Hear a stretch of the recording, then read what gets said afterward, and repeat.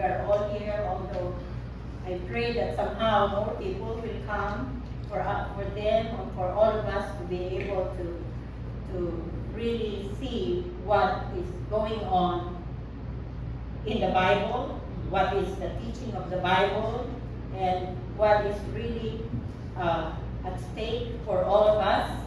We are involved in everything that God has planned for each one of us.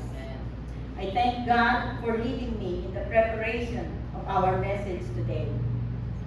After I finished writing the whole message, I thank God and I pray again to help me to deliver this message clearly. But when I read it again, of course I read it over and over and over, you know. It is hard when you are going to prepare for a message. It's different. Preparing your lesson in your school is different. When you are going to give a message, you look at it all the time. If I missed something, have I written wrong things there?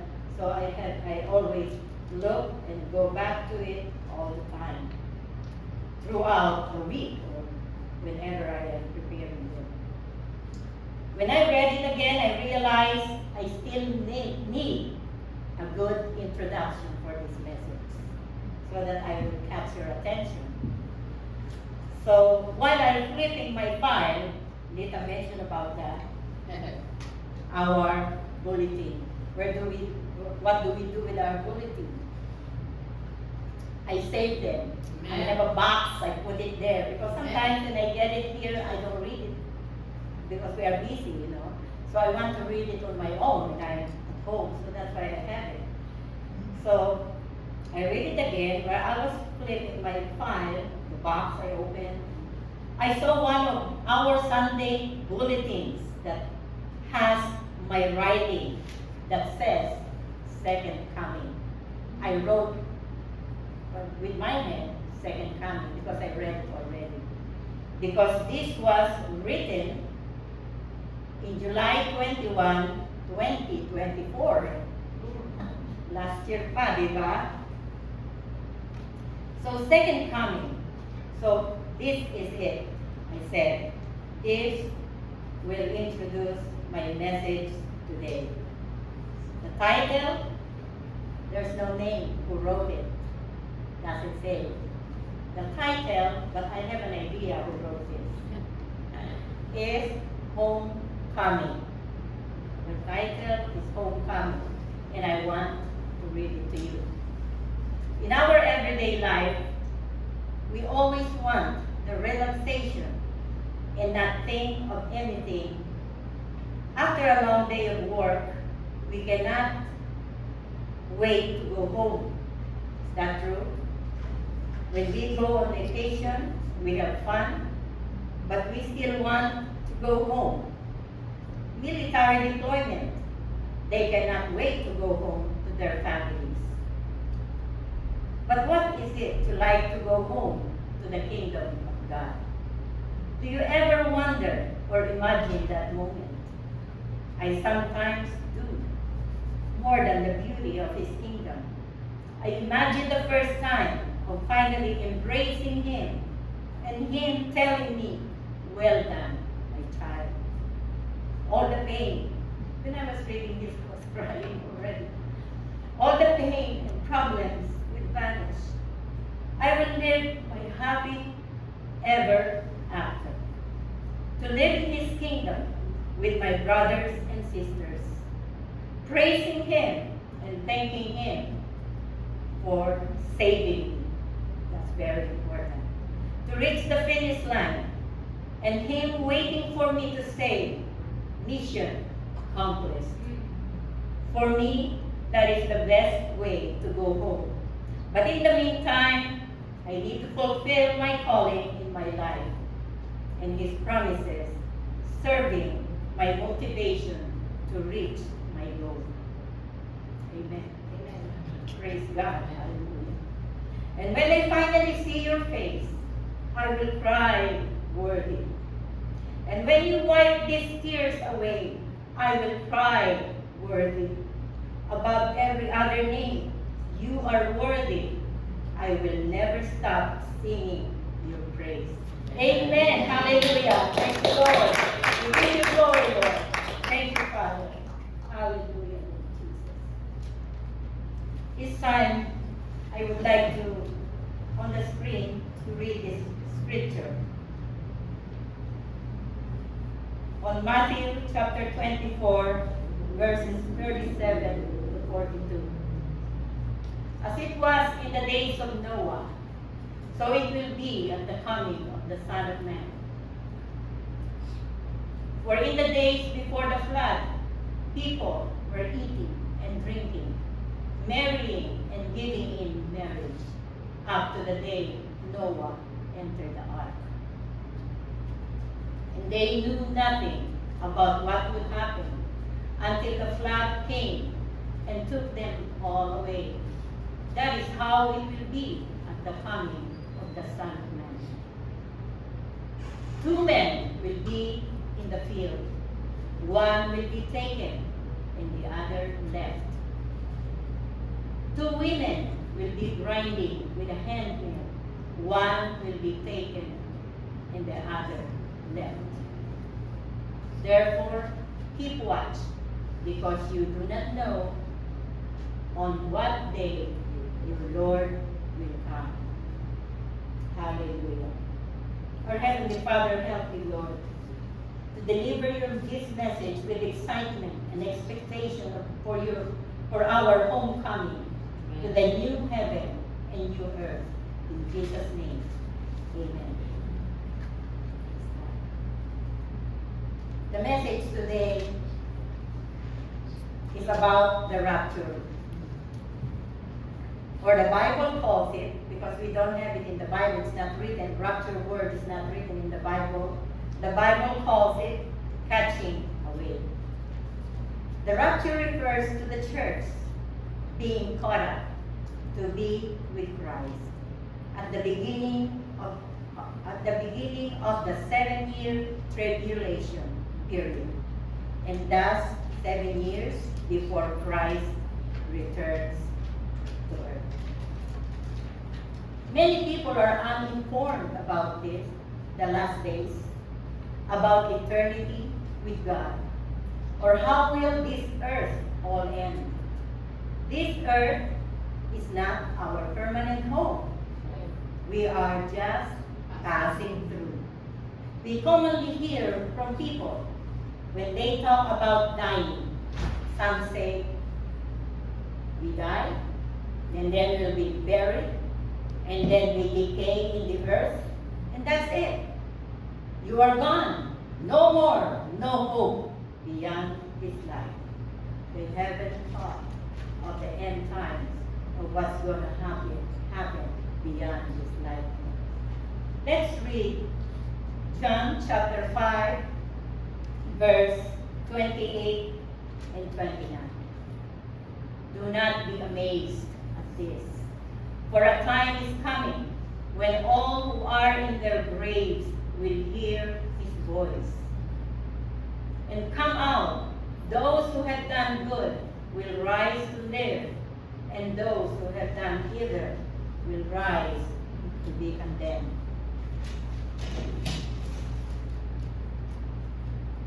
This is the word of God. We better believe it. The truth is, the time is coming when all who are in their graves will hear his voice, as we have already read on the screen. Let's look at the beginning of the end.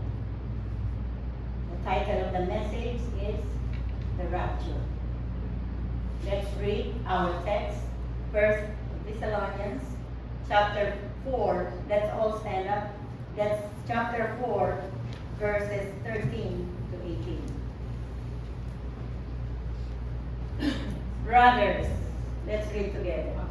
Brothers, we do not want you to be ignorant about those who fall asleep, or to dream like the rest of them who have no hope. We believe that Jesus died and rose again, and so we believe that God will bring with Jesus those who have fallen asleep in him. according to the Lord's own word. We tell you that the people who are still alive, who are left till the coming of the Lord, will certainly not receive those who have fallen asleep. For the Lord himself will come down from heaven with a loud command, with the voice of the archangel, and with the trumpet call of God, and the dead in Christ will rise first. After that, we who are still alive and are left will be caught up together with them in the clouds to meet the Lord in the air, and so we will be with the Lord forever. Amen. Amen. Therefore, encourage each other with these words. Praise the Lord. You may be seated. Let's pray. Our Heavenly Father, we thank you, Lord, for these words that we have read, oh God, that we are going to learn more of today. Thank you, Father, for your love for us. Thank you, Father, oh Lord Jesus, that you even thought of us on our time of death, oh God, and even in the time that you are calling us to be with you, oh God, to meet you, Lord God, whether through death or in the air, through the rapture, oh God. Thank you, Father, for what you are doing in our lives. Thank you for giving us, Lord God, this time that we will hear about this, that we have that we are going to have hope. We have hope in the future. Thank you, Father, because you are with us. Thank you, Lord Jesus, for the instructions that we are going to know more about you, Lord Jesus, and about the end times. I pray, Lord, that you will bless each and every one of us. I pray that you will open our hearts that we may understand more what is ahead of us. This is our prayer in Jesus' mighty name. Amen. Amen. Praise God. The rapture is the first event of the two separate phases event of the second coming of Christ. Each event has a different purpose. The rapture, which is the catching away, as written in the scripture, will take place in the air and set the stage for the tribulation. After the saints were taken away, the great tribulation begins. There are other beliefs about the tribulation. There is a pre-trib, like pre-tribulation, mid-trib, and post-trib. We believe, based on the scripture, the pre-tribulation, because we are not going to enter the tribulation. The Christians, those who have the Lord and accepted the Lord in their hearts, don't have to enter the tribulation. So thank God for that, amen? Because the tribulation is the time when you are going to go through a lot of things. That's a different subject, different message again. Okay, the rapture. The glorious appearing, they call it the glorious appearing, however, will bring the tribulation to a close and begin Jesus' 1,000-year reign upon earth. And that's what we call the millennium, the 1,000-year reign of our Lord Jesus Christ. That is according to the handbook on the rapture by Tim LaHaye. I got it there. 1 Thessalonians 4:13, as we have read, Paul at this point answered the concern of the Thessalonian believers. And the question was, will believers be resurrected when Christ returns? So Paul addressed their concern. And the Bible says, brothers, we do not want you to be ignorant about those who fall asleep. Or meaning of the falling asleep is those who are dying, dead. So we are also, and it says, I don't want you, according to Paul, I don't want you to be ignorant about those who fall asleep or to grieve like the rest of men who have no hope. Because it's okay to grieve, we grieve because we know that we will be separated from our loved ones here on earth, who are living on earth. So we grieve, but we are not like the others who have no hope, because we have hope. So the phrase, sometimes they call it passing away or went to be with the Lord. That's what other people call falling asleep in Jesus. So 2 Corinthians 5:8 says, we are confident, I say, and would prefer to be away from the body and at home with the Lord. Because we know that when somebody dies, the body is left here on earth, in the grave, but our spirit went to the Lord. Amen? And Apostle Paul says, I'm confident, I say, and would prefer to be away from the body and at home with the Lord. Apostle Paul, you know how he is. He is suffering a lot during his time here, during the ministry. So 1 Thessalonians 4:14, as we have read the scripture, we believe that Jesus died and rose again, and that God will bring with Jesus those who have fallen asleep in him.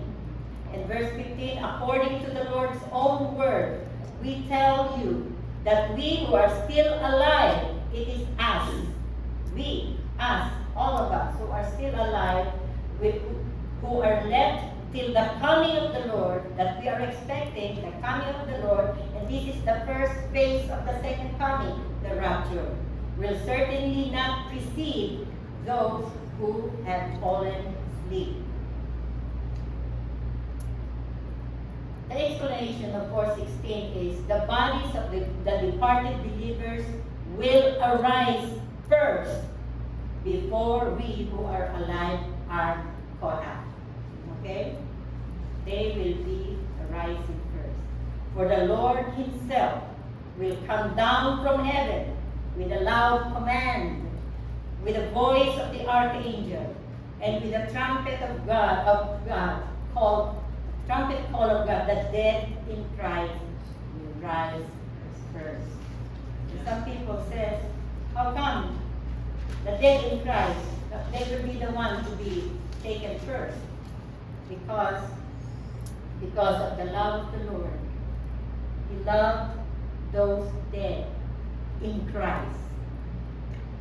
That's why he doesn't want them to go through any more suffering. Because during their lifetime, they already suffered. They battled their sicknesses and everything, all the trials that happened. So the Lord, because of his love and mercy, he took them first. The voice of the archangel will carry out, rallying all the saints. Let me explain. All the saints. Who are all the saints? Us. They are not the canonized saints of some religion, but will be the church, the saints of God. That's what God is rather, the angel, the archangel rallying out all the saints, those whom he had bought with his blood, to join in the praise of the glorious event. Christ taught that the heavenly angels will be with him when he returns to earth. Because the angels with the Lord, while he is coming down, actually he is not going to touch the earth. He is only in the air. We are going to meet him in the air. Jesus' return is imminent. The apostolic period expected Jesus to return imminently, which means that Jesus can return for his church at any moment. And no predicted event must necessarily precede his return. Remember that. Take note of that. Any moment. Since we do not know the exact time or date, as some false teachers, some prophet predicted, we should be ready for it to happen at any moment. You don't need to pack your luggages because you don't know when it's coming. And you don't have to bring anything. You will even leave your clothes. So those are some false prediction. There are some false prediction about the coming of the Lord, the rapture. Some people try to predict the coming of the Lord. I remember when we were still in the Philippines, some people said, "Oh, the Lord is coming already," and they set the time. I don't know if some of you remember that. Some committed suicide. Some quit their jobs, sold their properties, quit school. Some went to the mountains to hide. That was then. That was probably in the 70s, in the 60s. And the Lord has not come. So no one knows about that day or hour. Not even the angels, nor the Son, but only the Father. In Matthew 24:26. Titus 2:12-13 says, we should live soberly, righteously, and godly in the present age, looking for the blessed hope and glorious appearing of our great God and Savior, Jesus Christ. The blessed hope is the rapture, the glorious, yes, that's the blessed hope, the rapture they call it. And the glorious appearing is the actual second coming of Christ. The second coming of Christ, and when He set His kingdom here on earth and reign 1,000 years. Amen? Praise God. The first phase of the second coming of Christ is the rapture. The believers, whether dead or alive, will be caught up to meet the Lord in the air. At the same time, they will be transformed and given new glorified bodies. Amen. It is in 1 Corinthians 15, 50-58, if you want to look at it later on. 1 Corinthians 15:53 says, for this corruptible must put on incorruption, and this mortal must put on immortality. Hallelujah! Amen. Hallelujah. We have to be excited about this. Yes. We are not just going, dying here and decay on earth. We're going to be taken with the Lord. And even dead or alive, we will be with the Lord. Praise God. In 1 Corinthians 15:52, we shall be changed at the trump of God in the twinkling of an eye. Imagine, that was fast. It's going to be fast. Then Jesus will take His believers to the Father's house to be with Him until when? Forever and ever. Hallelujah. Thank you, Lord. They will be given a body that is perfect. A body that is perfected forever to live with God in the new heavens and new earth. These bodies cannot die anymore. Luke 30:36. These bodies cannot die anymore, for they are equal unto angels. Hallelujah! Praise God. It says here in the scripture, I want to let you know that it is from the scripture. Matthew 22:30. At the resurrection, people will never marry, nor be given in marriage. They will be like the angels in heaven. Angels are generally considered sexless beings, though they are always depicted with masculine imagery. While the Bible doesn't explicitly state angels and genders, some interpretations of Jesus' words in Matthew 22:30, where He says, angels do not marry. So what does it do to you guys? There's no more marriage in heaven. Right. So what are you waiting for? Jesus will come anytime, any moment. So if you have a boyfriend or a girlfriend and you don't marry here, you cannot get married in heaven. There's no marriage in heaven. Okay? because we will all be like angels. Amen? Hallelujah. So, guys, single women, you better look for somebody and marry while here on earth. But choose the right person. Amen. The person that will give their heart to the Lord. The person that will serve the Lord with you, together with you, so that you will be a family of God serving the Lord. Amen? Praise God. So these bodies cannot die anymore. There's no marriage in heaven. No wedding. Only the marriage supper of the Lamb. There's one marriage there, the marriage supper of the Lamb. Hallelujah! Amen. Are you excited now? Yes. Praise God. Let's give glory to Jesus. Oh, hallelujah, Lord. Thank you, Jesus. Hallelujah. Blessed be the name of the Lord.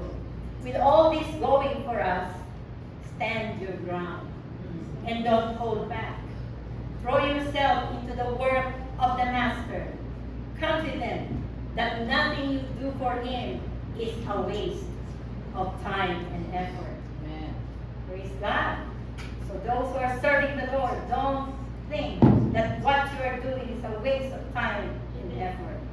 Demonstrate faithfulness and productivity while awaiting His return. Amen. As servants of God, we should actively serve and make use of the gifts and opportunities that God has given you for the propagation of the gospel. Titus 2:12 says, the grace of God teaches us to say no to ungodliness and worldly passions and to live self-controlled, upright, godly lives in this present age. Amen. So this time, please, I want all of us to be ready. We are going to be singing something because there's going to be a great reunion.